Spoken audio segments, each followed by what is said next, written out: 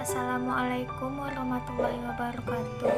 Kembali lagi di channel saya, Miss Rohaini, dan pada kali ini saya akan menjelaskan tentang logika matematika. Dalam logika matematika terdapat dua pernyataan. Yang pertama pernyataan ekuivalen dan yang kedua pernyataan berkuantor. Pernyataan ekuivalen dinotasikan dengan tiga garis penghubung yang sejajar. Pernyataan ekuivalen adalah pernyataan yang memiliki nilai kebenaran yang sama. Oke, baik, ini contoh pernyataan ekuivalen.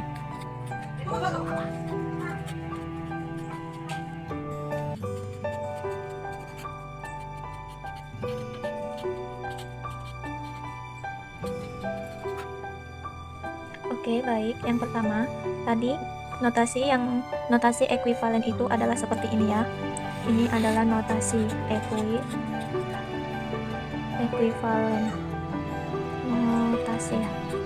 Notasi. Oke, yang contohnya kita langsung ke contoh aja ya, teman-teman. Misalnya, tadi kan pernyataan ekuivalen itu adalah pernyataan yang memiliki nilai kebenaran yang sama. Misalnya yang pertama. Misalnya P sama dengan iya haji. Q sama dengan iya muslim. Nah, dari sini ini itu adalah pernyataan tunggalnya, maka kita ubah ke pernyataan majemuk implikasinya. Pernyataan majemuk implikasi.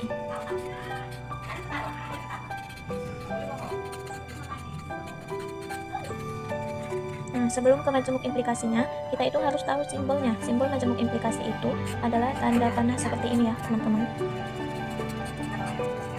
Maka yang keduanya ini, yang P dan Q-nya ini kita gabung. P, tanda panah Q. Nah, tanda panah ini kita baca sebagai jika P maka Q. Oke, sampai sini paham ya? Jika P maka Q, berarti teks yang ini dan teks yang ini kita gabungkan.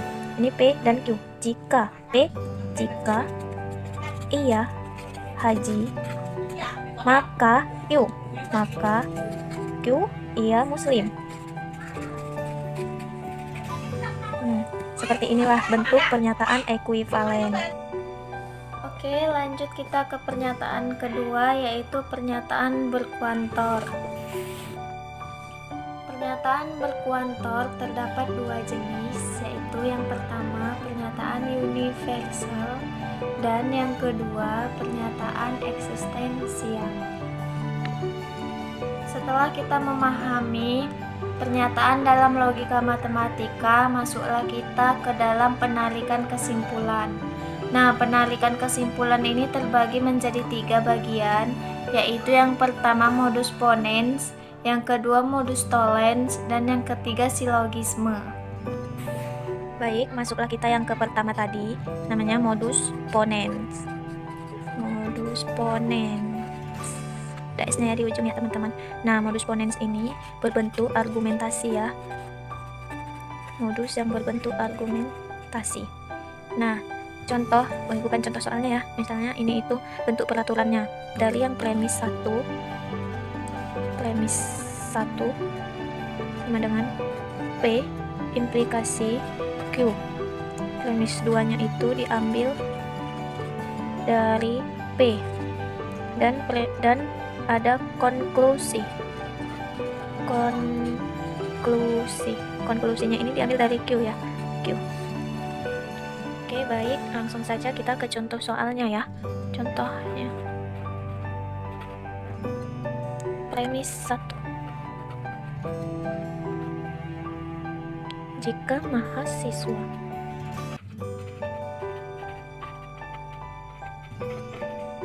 belajar, maka dia pasti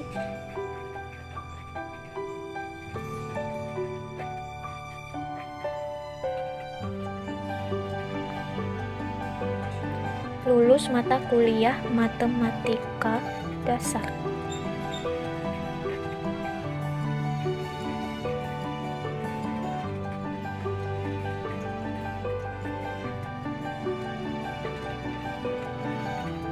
Oke, premis 2.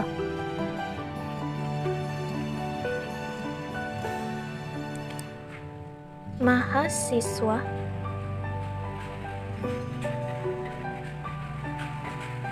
lulus mata kuliah matematika dasar.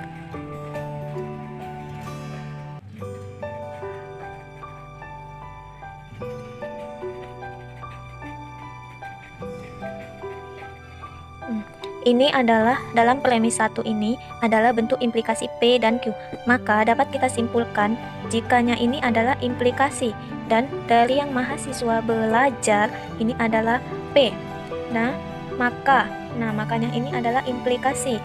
Nah, mulai dari lulus ini dia pasti lulus mata kuliah matematika dasar. Ini adalah Q-nya. Paham ya sampai di sini ya? Nah, berarti yang premis 2 ini adalah bentuk dari Q. Oke, paham ya? Sama ya seperti yang ini. Nah, konklusinya adalah kesimpulannya. Kesimpulannya itu dapat kita ambil dari yang Q. Konklusinya itu ada di Q. Berarti konklusinya itu adalah mahasiswa lulus mata kuliah matematika dasar. Oke, teman-teman. Paham ya? Baik, lanjut kita ke modus tollens. Nah, modus tollens ini adalah penarikan kesimpulan dengan kaidah penolakan.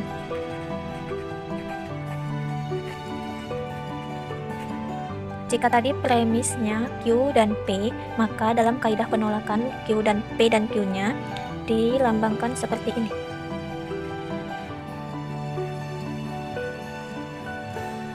Oke. Nah, ini adalah langkah atau rumus dalam modus tollens. Premis 1 P implikasi Q. Premis 2 adalah penolakan Q. Dan premis bukan premis ya, maaf, konklusi atau kesimpulan diambil dari penolakan P. Oke, langsung saja kita ke soalnya, yaitu premis 1. Jika nilai akhir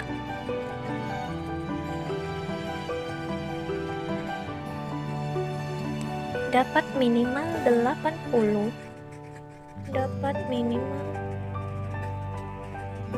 maka akan mendapatkan A. Premis kedua. Tony mendapatkan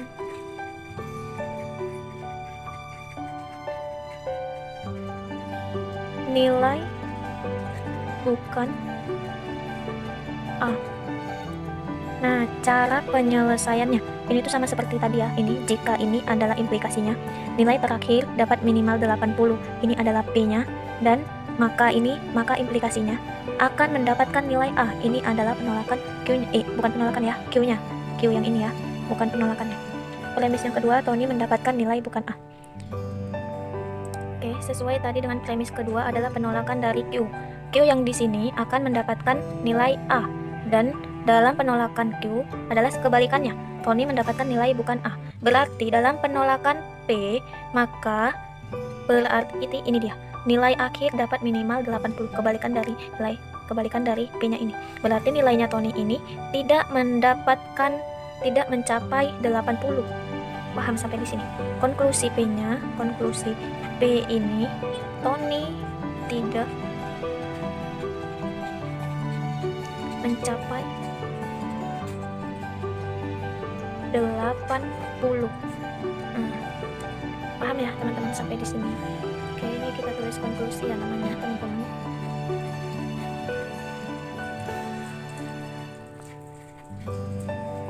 Nah, kalaupun nanti tidak paham seperti tadi ya, tulis di kolom komentar.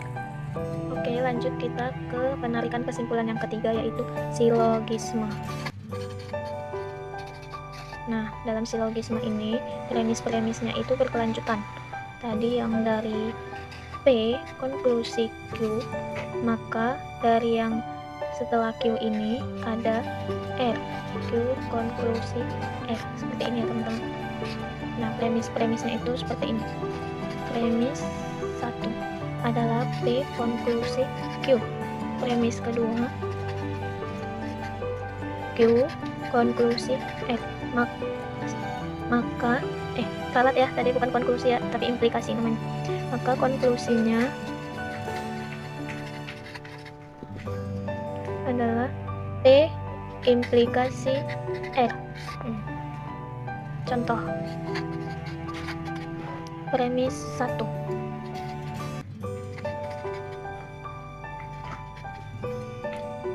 Jika mahasiswa belajar maka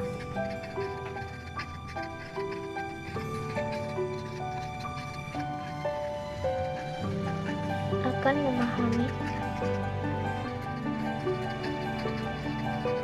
logika matematika. Premis kedua. Jika memahami logika matematika,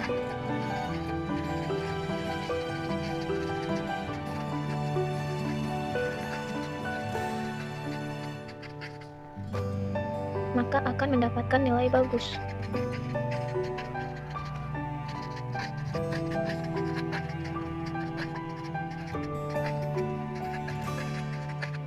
Nah, cara penyelesaiannya ini adalah sesuai ya dari yang premis 1 ini. Jika mahasiswa belajar ini adalah P, maka akan memahami logika matematika. Logika matematika ini adalah Q. Nah, jika memahami logika matematika yang tadi Q, maka akan mendapatkan nilai bagus. Nilai bagusnya ini adalah R. Baik, konklusinya adalah P implikasi R. Dapat disimpulkan implikasi jika P mahasiswa belajar, maka ini R nih akan mendapatkan nilai bagus.